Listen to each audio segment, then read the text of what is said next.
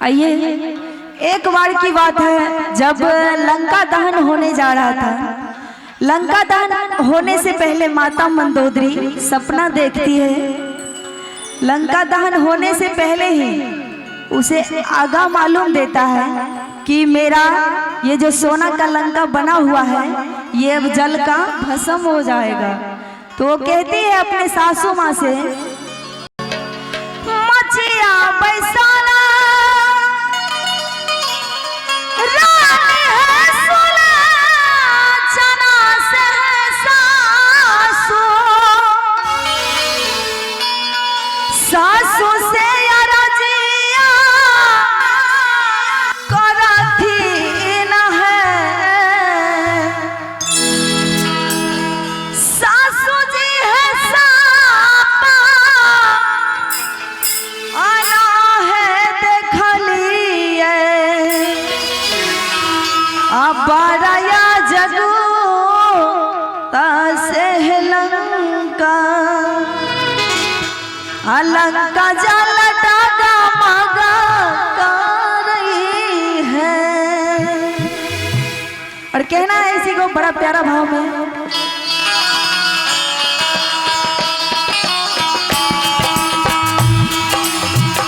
क्या बात है, ताली के साथ।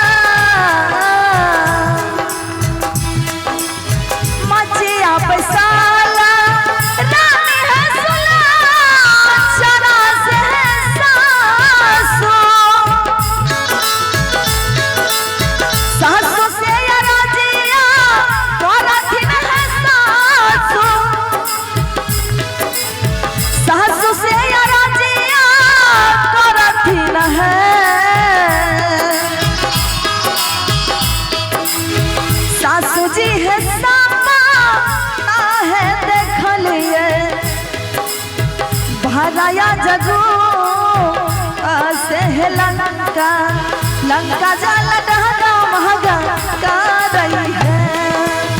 सासू जी है सापा ना है देखलिए, भराया जगू से है लंका, लंका जल डगा महगा कर रही है।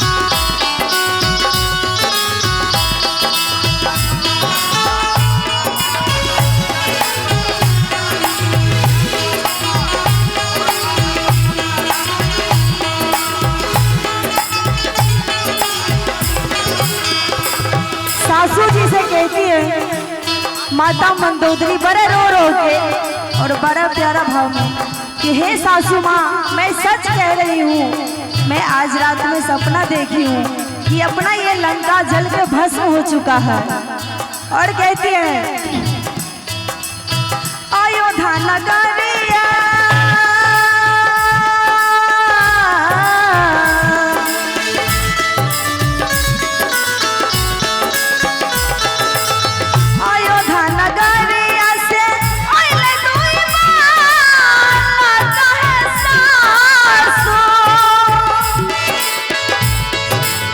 एक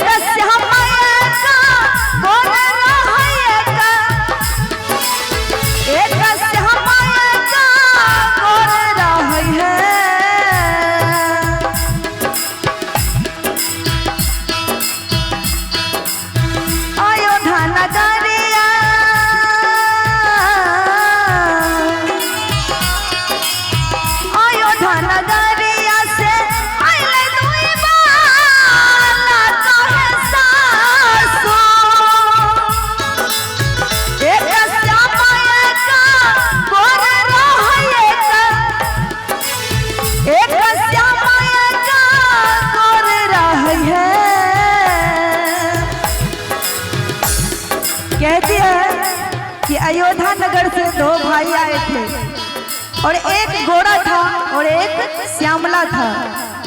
और उनके साथ में कौन थे बताती है। सासू जी है तोरा,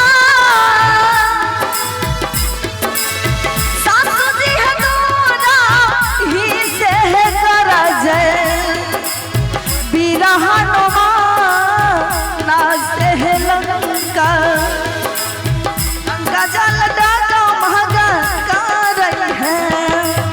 सासू जी है तोरा ही से है करा जय बिरहनुमा ना से है लंका लंका जल डालो महगा कर रही है।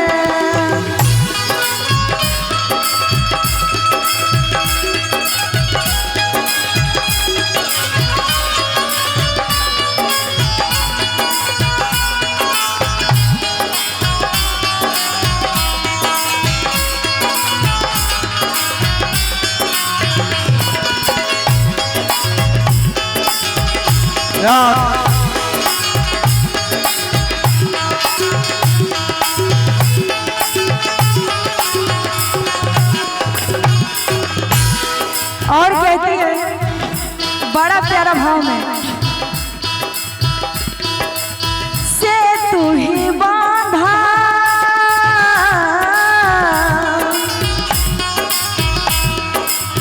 से तू ही बांधा बांधा पने खलो है सासू सेना सामा पारा उतर है सासू सेना सामा पारा उतर है।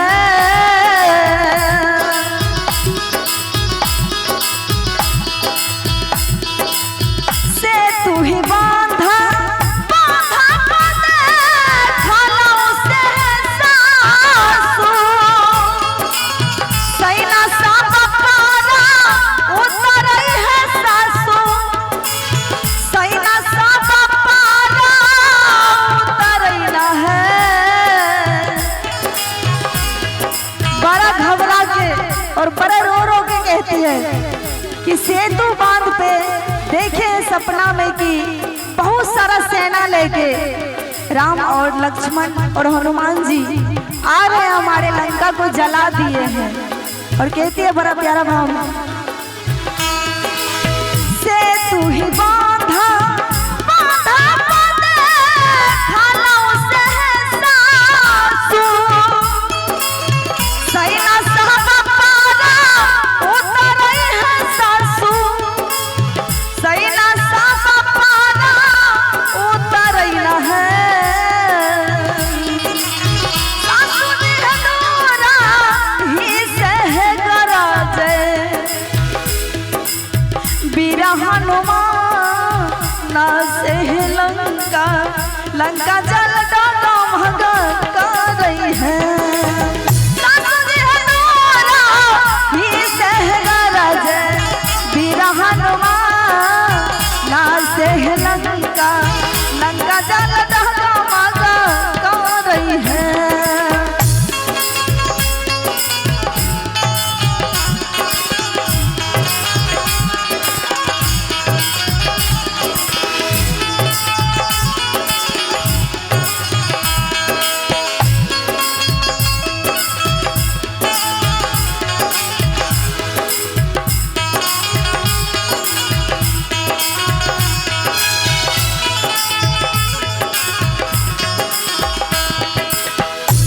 और कहती है कि बड़ा अद्भुत सपना था जिसमें कि मेरा पति उनका पति रावण जी थे और उनको मार दिए हैं।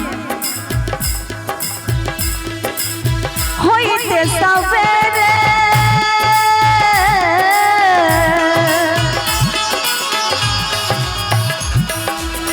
होइते सवेरे युद्ध भेल भारी से सासू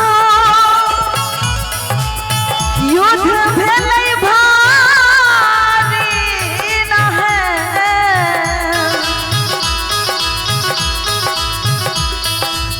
होइते सवेरे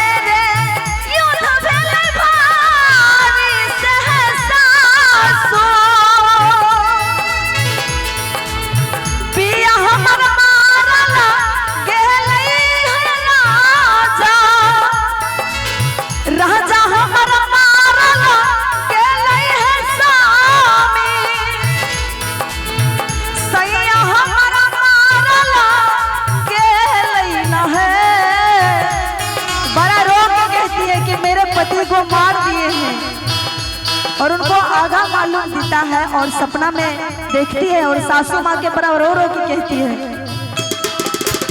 होइते सबेरे युद्ध भेलै भारी सहसासु, स्वामी हमर मारल गेलै हे राजा, सैया हमारा मारल गेलै न है।